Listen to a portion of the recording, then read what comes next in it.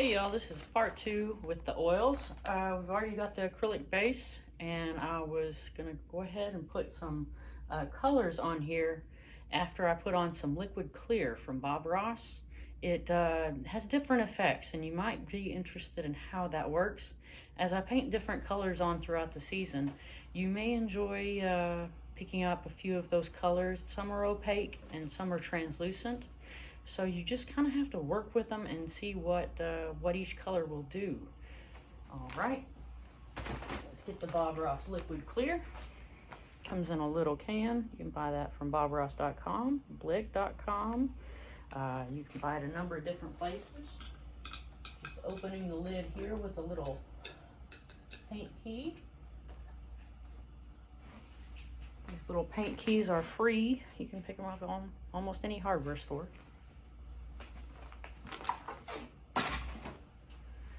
And to get this on canvas, you need to use a 1-inch Bob Ross brush, landscaping, clean and dry. Make sure you clean your brushes after you finish every time. It's very important to prolong the life of your brush. Don't clean your brushes, you don't have good results. So I was just going to paint the liquid clear along the bottom. I'm going to do the liquid white at the top.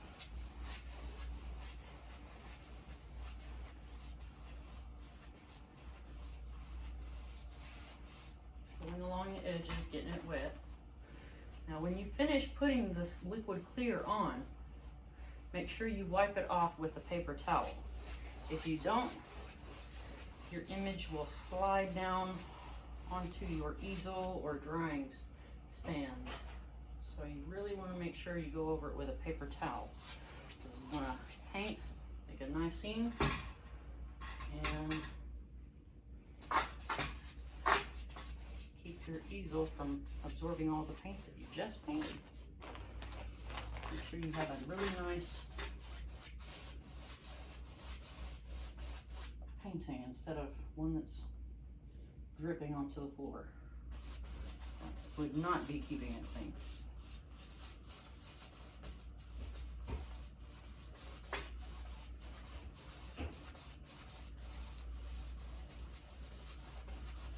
Just covering all the area that I painted in acrylic black. This is going to be our hillside. We're going to paint some green along there. If you want to go ahead and get started, if I'm not going fast enough for you, you may want to do that. You know, maybe overachievers. That's always good. Make a teacher happy. Get in those brownie points. And just going along the bottom here. Make sure also, set that down for just 1 second, that when you're painting the sides, that you only go back about that far with the brush, maybe 15 degrees. You don't want to go all the way back or you'll be flinging paint everywhere, all over you, all over your studio if you have one. So I don't want my clothes dirty, so I'm going to keep that clean.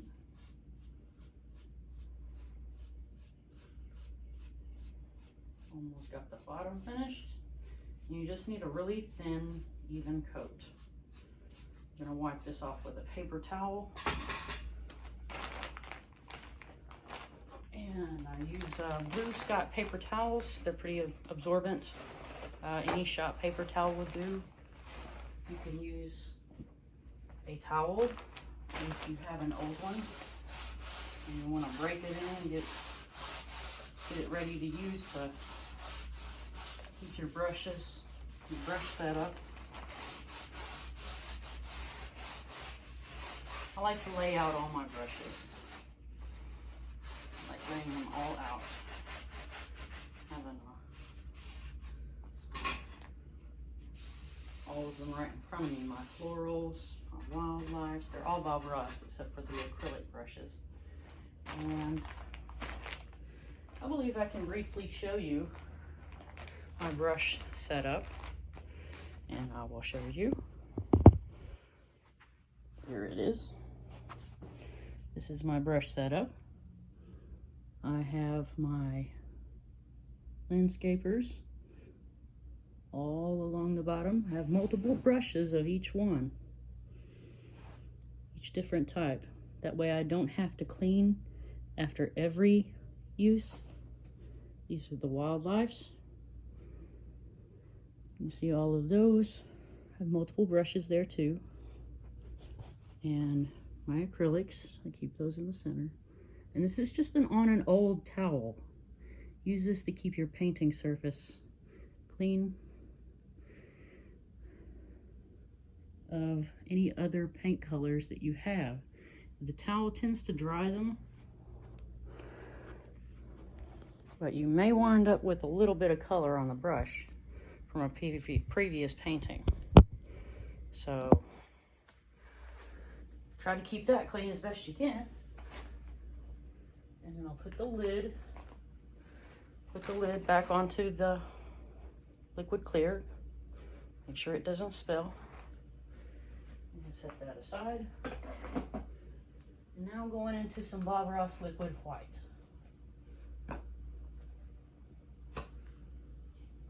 I got this from bobross.com, but y'all can get it at Blick, I think. I'm pretty sure you can. They have all of his supplies, all of his brushes, many different brands you may prefer. Bob Ross liquid white. And your hands get a little bit messy, so I'm gonna wipe that off with a paper towel.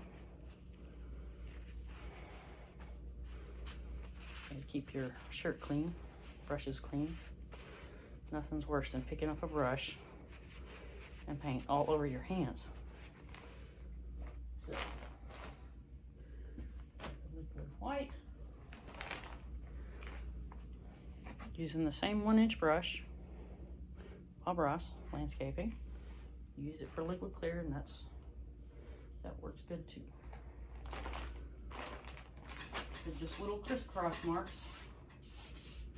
all over the canvas.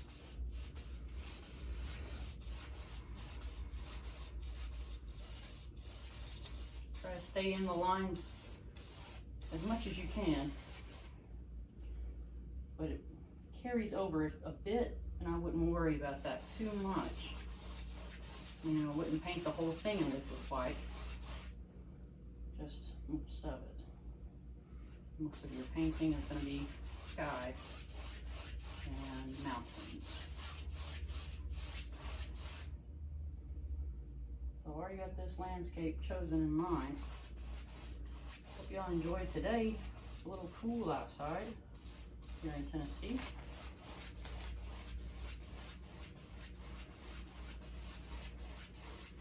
We had some snow yesterday. We had a bit of snow. It all melted, but everybody was getting bread. They had to have bread and milk and all kinds of stuff. So we treat snow very seriously here.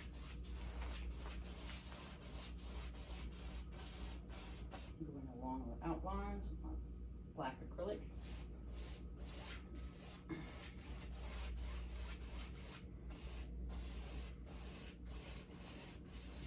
As you can see, I'm overlapping just a small amount. That's all right. You don't have to worry about that too much. You don't need to put down any tape. Don't need to do that for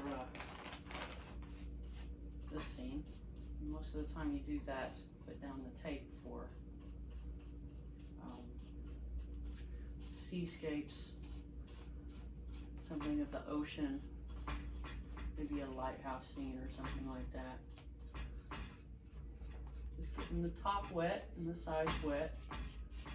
And be sure to cover all your canvas, because it'll save you a whole lot on your framing cost. It costs upwards of $125, sometimes low as $75. But framing a painting is pretty expensive, and if you do it yourself, you paint the sides, it looks great on a wall either way. So if you're really, really proud, you can get that frame. You can also buy these on my website, and I'll put that up at the end of the video. Set that down. We're going to use that color again So I'm not putting the lid on it just yet. Set this brush aside. Wipe my fingers on the little towel here. And these are the colors we're going to be using today. Got a little ivory black. I'll tell you how to save some money on these. I'll tell you how much to use. That way you're not wasting it on every single one of your different colors. I usually use about 5 colors, just about that much black, that much of each color, and you'll actually see me load the palette. And titanium white. Titanium white. Usually put that right about there in the center. I use that color a lot. And put quite a bit of the white as compared to the black.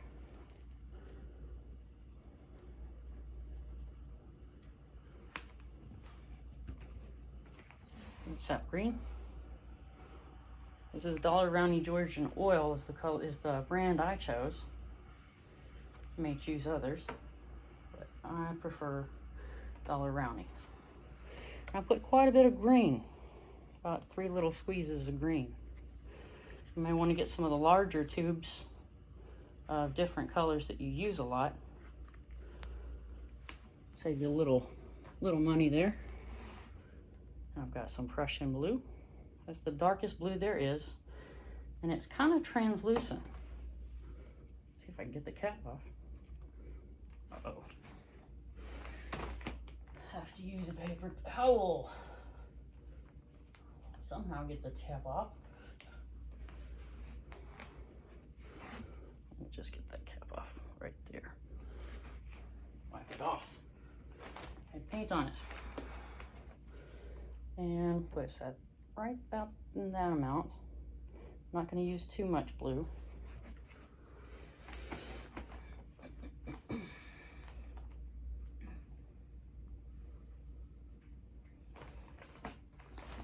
And one more color, and then that's all our colors. I've got a little primary yellow, sort of a medium yellow, not as strong as, not as dark as the cadmium yellow deep hue, which is great for highlighting trees and things of that sort. I like them a little bit more golden instead of a bright yellow. Maybe a bright yellow type of person and may enjoy the primary yellow a bit more. And let's see. First off, we need to go into that sap green. I'm going to paint the areas where my ground is, I want that land. I'm going to make a small amount of that, some rocks around the stream. So I'm leaving an open area, and I'm just going over the liquid clear with the sap green. Should get the sides. Just go along your outline.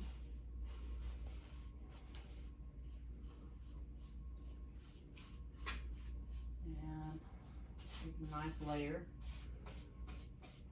where you see your green. I don't know if you can see that good. Yeah, you can see that pretty good. That doesn't look too bad. Show up on camera. And on the hill, I want that right there to be my nice area of falls. My stream's going to wander off that way, but I want some rocks here and there. So I'm leaving that area open for black. Now I'm going to use several different brushes today. Use the filbert for the rocks, and I'm going to double load that. It's a great brush for double loading. If you want to get all different kinds of effects on one brush, do your highlighting and the painting all in one stroke. Very nice. And get the sides here.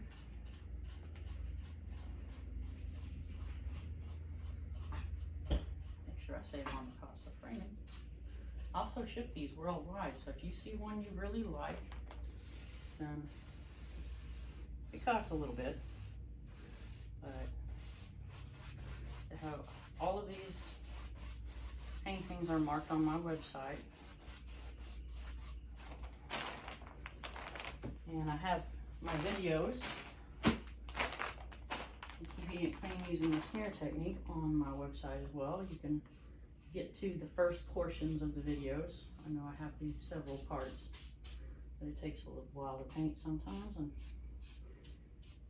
acrylics in sections, gotta wait for paint to dry. I'm not sure you want to watch paint dry. Yeah, that takes a while. And gonna go into some blue, Prussian blue, do the sky, clean, dry, 1-inch brush, Bob Ross.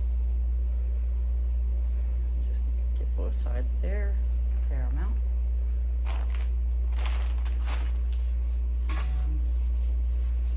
Corners first, because it pulls the eye inward, draws the eye into the whole picture, the whole painting. And it really has a nice effect.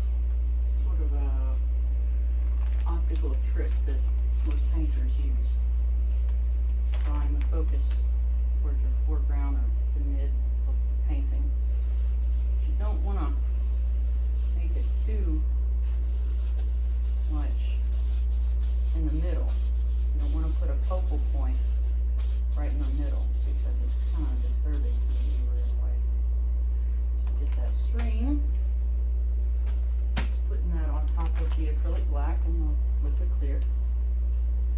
I'm just laying this out.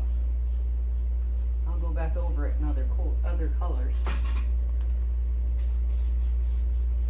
And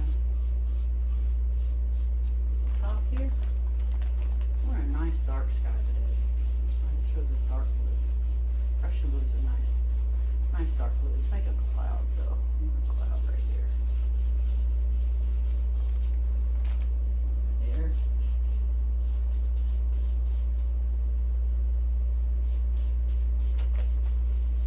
Mountains right about in here. Now I've got it in my mind to lay it out. Just getting your ideas on canvas. It's not the easiest part. Sometimes it takes several steps, and it's all still a part of using the smear technique.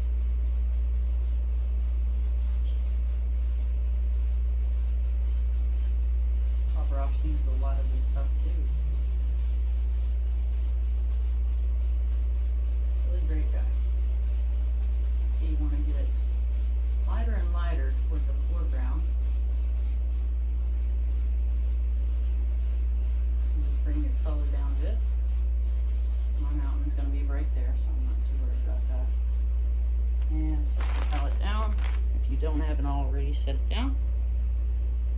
And blend with a clean 1-inch brush. Just making circles. Just making big circles, fluffing the clouds, carrying the color up like a whisper of the wind. And whispers. Bob Ross always whispered. Some of your color may come through on your clouds a bit. It leaves a nice little effect of some fluffy layers. Get too much color, you can always turn it over. You can always turn over the brush, the other side, and just do the same thing. See, oh, alright, now it's on that side.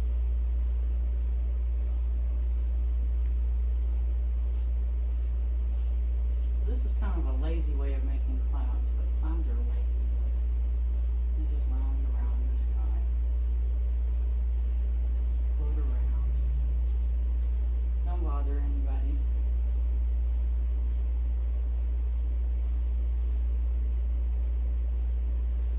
And just fluffing the clouds using the same circular motion.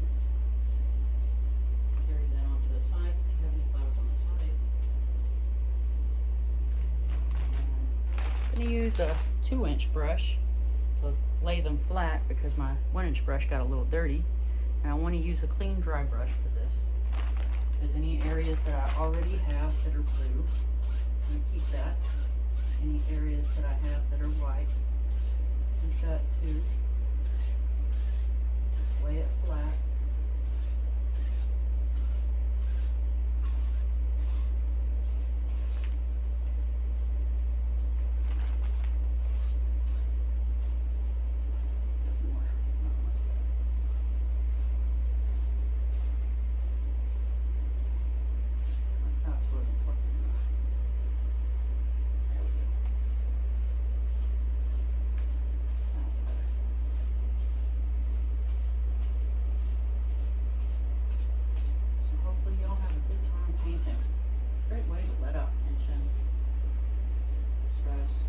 Stress relieving. A lot of people have PTSD from lots of things.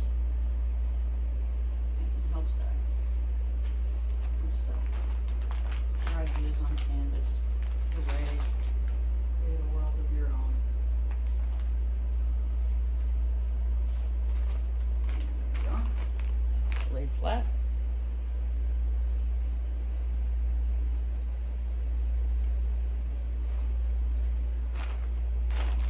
Some mountains. Use my palette again. I'm going to use a large paint palette knife. Go into some black. Pull that out flat. Nice and flat. Cut off a little roll. Small roll of paint there. See that real good. Kind of hard to see. I'll do it again. Alright, so I just cut it across. Get that little roll of paint. See that a little better. Alright, so we go up here. And I want my mountain to be over here on this side of it. So I'm just gonna lay out my color. And remember when you're doing your mountain, getting some more paint here, that mountains aren't all jagged like a saw. It's not straight up and straight down, straight up and straight down. You want to vary it, have a nicer effect. And it looks good either way, but not all mountains are like a little saw.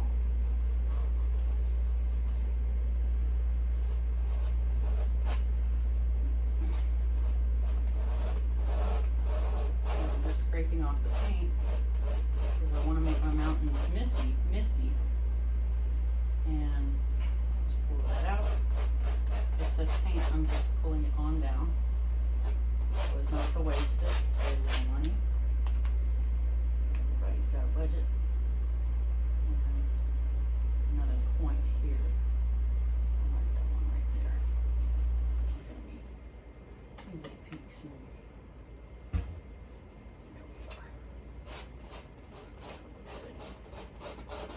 Now the one in the back I want darker, so I'm not going to scrape away as much. I'm just going to carry that out to the side. Here. That.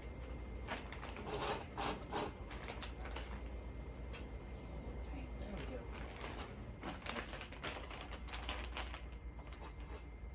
Some on this side too.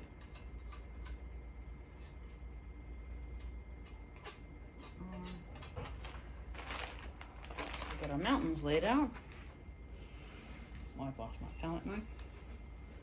I'm just going to use a brush, the one we use for the sky, to blend it and to fluff those clouds. I'm going to cover up those clouds.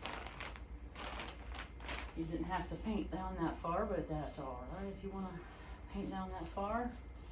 Just to practice your skies. That's a good thing too. I'm just carrying it down in whichever way I want my mountain to be shaped. Shape them how you want.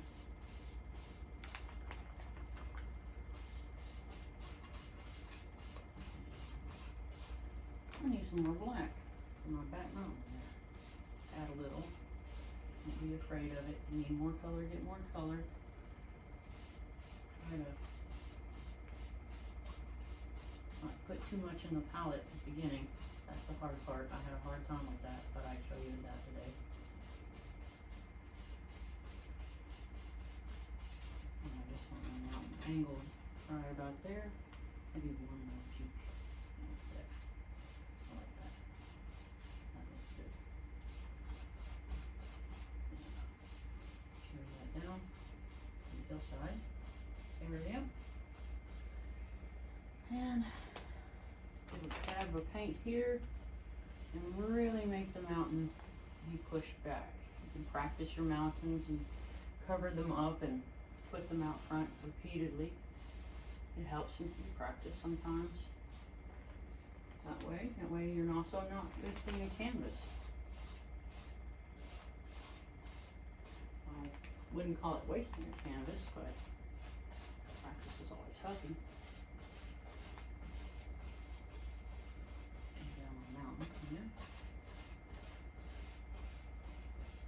All nice and blended through thoroughly. It's going in whichever way I want my mountain to be shaped. Got my peak going down right about there. Some of the blue will carry through, and that can be the low lights, that could be the highlights of your snow. So we're going to kind of cover that up though. So I left a small area white because I want to make more clouds of mist from the waterfall that's just drops off right there. So get a brush and a liquid white. Using a 1-inch Bob Ross brush. This one already has liquid white on it, so I'm just going to go into some liquid white. Get about that much on your bristles, not much. Kind of wipe it on the side of the can. And just tap at the canvas. Make it look like this big cloud of mist. Just floating up. Different directions and all different ways. And more mist. Just a small bit of white goes a long way on this, and I don't want too much white the further up I go. Just a little. All around the hillside. A nice waterfall back there. Place to cool your feet.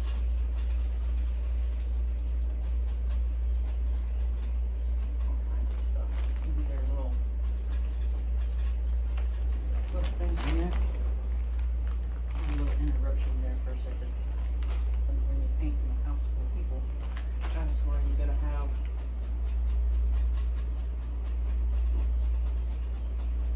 colorless paint thinner stuff. Brown out. Don't let that happen.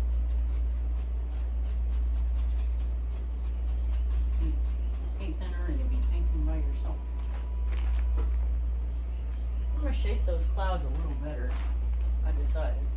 So I'm going to tap into some of the black, just tap into it, just at the end of the bristles. Get kind of a gray color. When I can shape it, I just want to make some lower lights here and there.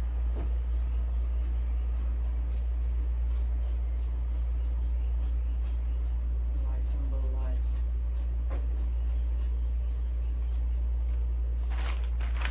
And wipe that off on my palette. Go into some titanium white. We're going to make the stream. The stream. You just want to keep it meander here and there. It's not all white. Don't cover it up all completely. You want some darker areas. And then you can sort of make some little areas of water splash a bit. Like you got some rocks under there.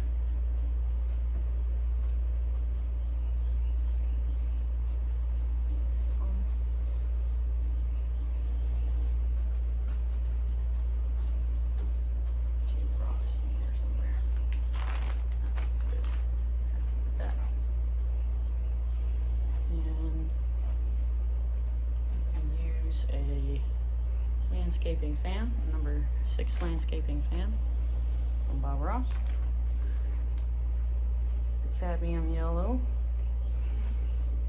air mount loaded on both sides. And we're gonna do something with this green finally. This is where the magic really happens. This is the miracle here.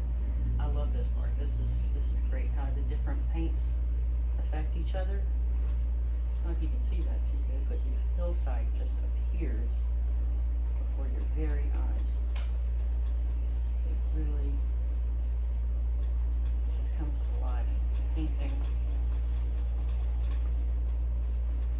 just like magic.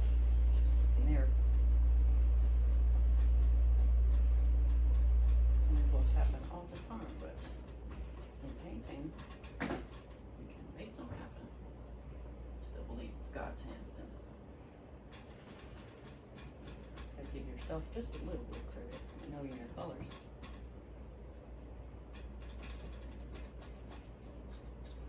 Just make the hillside shaped.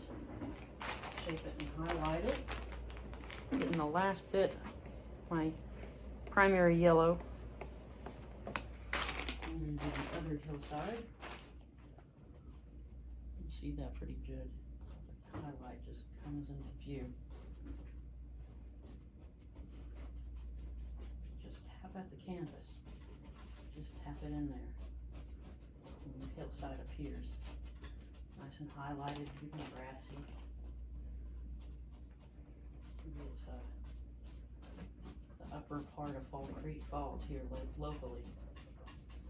All kinds of areas to hike around here. And that looks pretty good. I'm happy with that.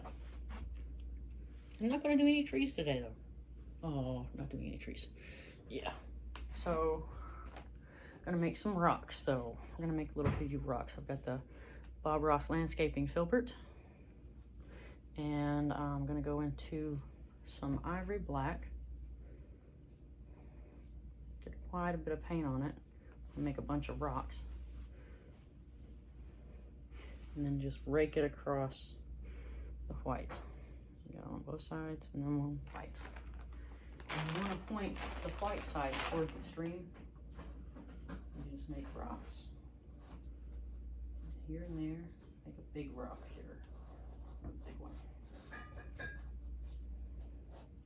Because you've got rocks in the stream, you got to have rocks on the bank too, somewhere. Tap that in there. Maybe some rocks here. And some rocks there too.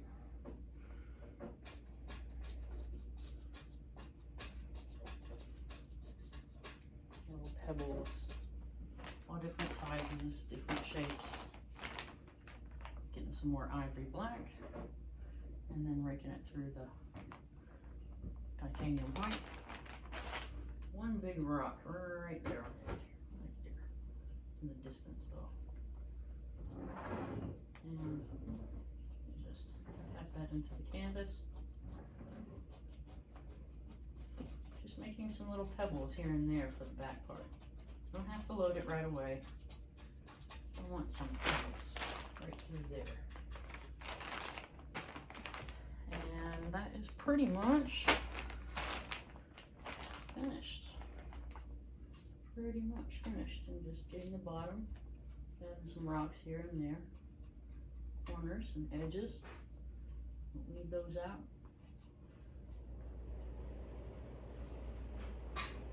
Edge right here. And there we are. Gotta finish painting. Hope y'all enjoyed yourself, and y'all have a good day, and God bless. Hey y'all, I almost forgot how to tell you how to clean your palette. After all, this is keeping it clean with Robin Roan, and I thought I would show you how it works. You get a little paint scraper, big rubber thing, big rubber spatula. You can pick these up at a hobby store. I think they have them on blick.com for cleaning, and you just scrape it really hard where you left the paint. Wipes it clean. Gets off all of that excess. You don't want too much excess. You just take a paper towel, wipe off the rubber scraper, fold that over and try and keep your hand clean, and just have that clean there.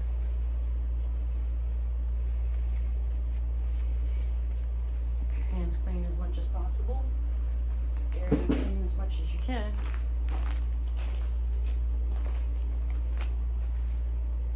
And I'll show you the brush cleaning system that I got.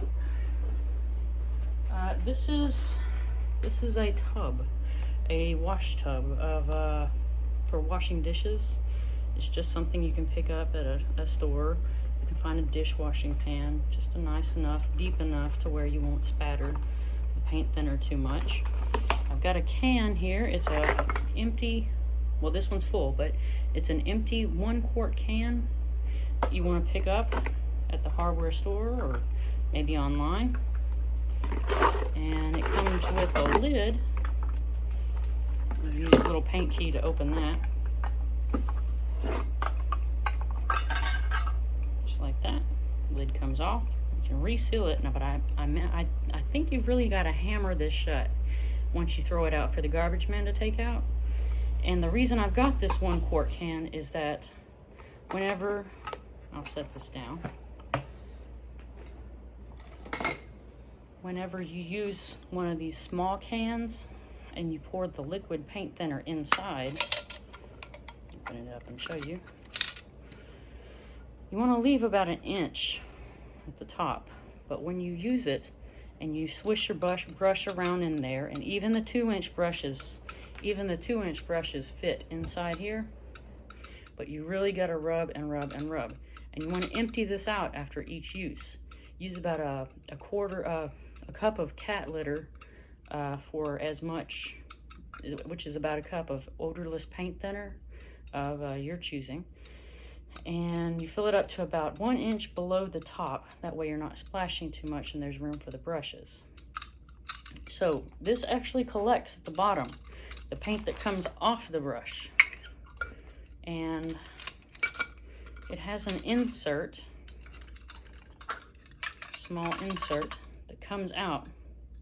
And you pour this liquid into the 1 quart can. Pour the liquid into the 1 quart can with the kitty litter. And there is a residue at the bottom, the extra paint that comes off of the brushes, kind of a goop. And what you want to do with that